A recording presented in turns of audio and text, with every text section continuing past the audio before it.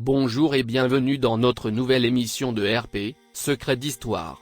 Aujourd'hui, dans ce premier épisode du Secret d'Histoire sur la guerre froide du 3e RP 1946, nous allons éclaircir quelque peu le sujet en rapport avec le conflit qui entra dans la légende comme la dite Troisième guerre balkanique.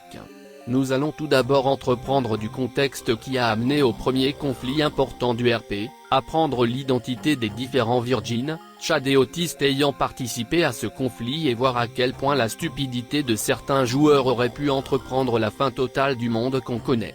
Je suis Fanest Nerb et voici la poudrière des Balkans. Tout d'abord, revenons à une carte plus ancienne. Dans le contexte du début de la guerre froide, l'Europe de l'Est était encore dans un état pas jojo on peut dire. Tout d'abord, ayant subi le gros des pulsions destructrices du Troisième Reich, ils se sont vus perdre une grande partie de leur économie, de leur population juive et de leur accès au papier toilette. Ainsi, face à cette situation terrible mais surtout terriblement profitable, le giga Tchad Staline entreprit de grands travaux à travers tous ces nouveaux esclaves, tous ces nouveaux camarades afin de pouvoir rivaliser avec la nouvelle puissance impérialiste américaine, dirigée à cette époque encore par Franklin Delano Roosevelt, car ce RP avait quelques points alts historiques. Franklin avait de son côté comme dans la vraie vie la volonté de rester en relation relativement cordiale avec le bloc rouge, et ce malgré les conflits historiques dans la Grèce et alt historiques dans la Yougoslavie. Les deux superpuissances se sont donc arrangées entre eux une non-intervention mutuelle dans les conflits balkaniques, l'Union soviétique reconnaissant le royaume de Grèce et les États-Unis la Yougoslavie de Tito, dont je suis sûr vous en entendrez parler beaucoup. Alors que l'Europe entière commençait à se transformer en un immense chantier qui rendrait même les Portugais jaloux et que Staline entreprenait de petit à petit remodeler à son image l'Europe de l'Est, les forces monarchiques des deux pays des Balkans ont commencé à gagner l'avantage. Toutefois, alors que la Grèce fut jouée par un joueur enchaînant les pavés tel il formulerait sa thèse pour son master, le joueur yougoslave entreprit précisément zéro action contre les tchétoniques monarchistes. L'absurdité de cette situation valut que les forces envoyées en aide par l'Union soviétique furent la seule véritable résistance que rencontrèrent les tchétoniques dans leur avancée. Si ça ne suffisait pas, le Royaume-Uni, la wildcard de l'OTAN, décida de soutenir les royalistes tchétoniques massivement en armes, équipements, soldats allemands reconvertis, skis et snipers finlandais ainsi que en coulant le peu de flotte que disposait Tito après que ces derniers aient ordonné que la Royal Navy quitte leur mer. Si la situation n'était pas assez critique comme ça, Staline devenant fou de voir dès les premières années de la guerre froide l'un de ses plus importants alliés souffrir de débilité profonde, l'Albanie dirigée par le bunker vivant que les humains appellent Enver Hoxha a entrepris d'intervenir en Yougoslavie. Son état étant encore largement militarisé et espérant que son service puisse l'offrir un certain avantage pour les négociations d'après-guerre, tout particulièrement au sujet du Kosovo, il envoya ses hommes au revers des tchétoniques sans autorisation. S'il savait à quel point il regretta cette action, je pense qu'il se serait tiré une balle pour crime antipatriotique. Le Royaume-Uni fut bien sûr immédiatement incendié par l'Union soviétique pour avoir osé toucher à leur allié, ce qu'il répondit par un « oui désolé chef, ça se reproduira plus ». Ce fut approuvé par les États-Unis n'ayant pas apprécié ne pas avoir été invité dans le cassage de cul des communistes. Le Yougoslave lui, après s'être réveillé de son coma mental, entreprit la chose que tout le monde aurait fait avec ses capacités cognitives. Il contacta la Grèce, l'Union soviétique, la Hongrie, l'Angleterre et l'Italie leur proposant tous des plans de partage de ses propres territoires en échange de soutien dans la guerre, même si ces plans étaient contradictoires. Avec les membres de l'OTAN ainsi que la Hongrie, il proposa de diviser son propre pays entre Serbie, Croatie, Slovénie et d'offrir différentes terres frontalières à ses nouveaux alliés.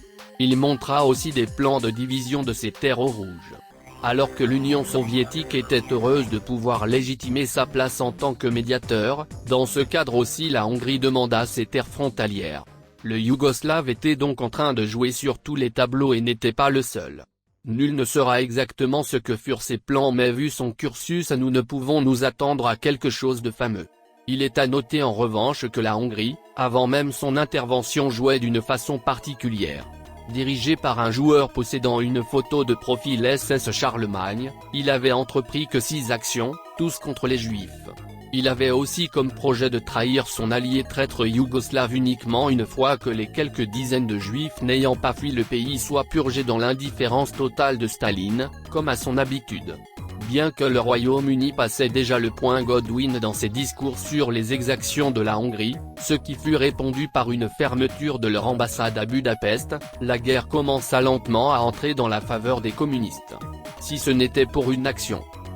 Et non, elle n'était pas causée par le Royaume-Uni. Il s'agissait de la Yougoslavie qui dans ses mastés plans dont nous sommes trop peu évolués pour comprendre, convaincu la Grèce, ayant vaincu le KKE récemment et aussi le Royaume-Uni d'envahir l'Albanie. L'invasion se passa toutefois absolument pas comme prévu, car elle fut bien trop efficace au point où Oksa était isolé dans le nord de son propre pays entre tchétniks islamophobes et anticommunistes royalistes albanais débarqués par le Royaume-Uni. La Grèce, elle, faisant partie d'un autre plan en sous-main avec la Yougoslavie, eut justification pour l'aider dans le sud du pays, ce qu'il entreprit en combattant les Bulgares intervenant avec Moscou et en protégeant les Tchétniks, parce que les alliés s'assèrent à ça. La tension au sujet de la guerre yougoslave finit d'excéder Staline qui d'abord tenta de négocier un arrêt total et véritable de toutes les interventions occidentales dans les Balkans avec les États-Unis mais surtout le Royaume-Uni. Néanmoins, après avoir discuté du beau temps et des possibilités que l'énergie nucléaire offrait,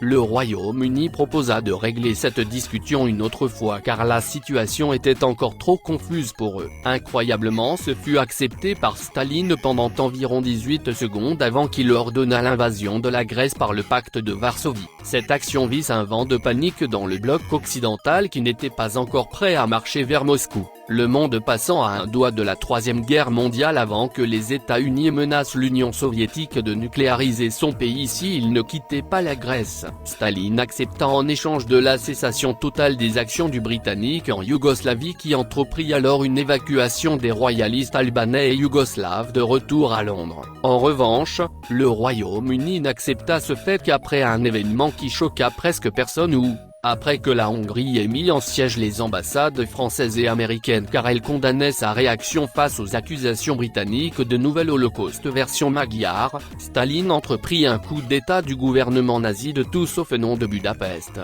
entreprenant une longue purge des membres antisémites de la nation. Aujourd'hui encore, quelques dizaines de bosniaques chiites continuent de combattre contre communistes et royalistes mais ce conflit est de fait fini. En conclusion, la Hongrie et la Yougoslavie sont entrées dans la légende et furent les premiers nobelistes par leur capacité hors norme à la connerie. Le Yougoslave pour avoir entrepris une toile d'alliance trahissant son propre pays et tous avec lequel il a pactisé lui donnant le prix du SMUSI, et la Hongrie pour avoir rapproché les deux blocs plus proches que jamais en entreprenant des génocides et en étant un nazi tellement hardcore que le NSDAP international ne voulait pas entendre parler de lui, gagnant le prix de la Paz. Finalement près de 50 000 personnes sont décédées de mort dans ce conflit qui est toujours considéré par les Britanniques comme une victoire. Si des leçons peuvent être ressorties de cette histoire et que vos pires ennemis sont parfois vos alliés, que vos meilleurs amis sont parfois vos adversaires, qu'une action demande toujours si vous devrez l'entreprendre,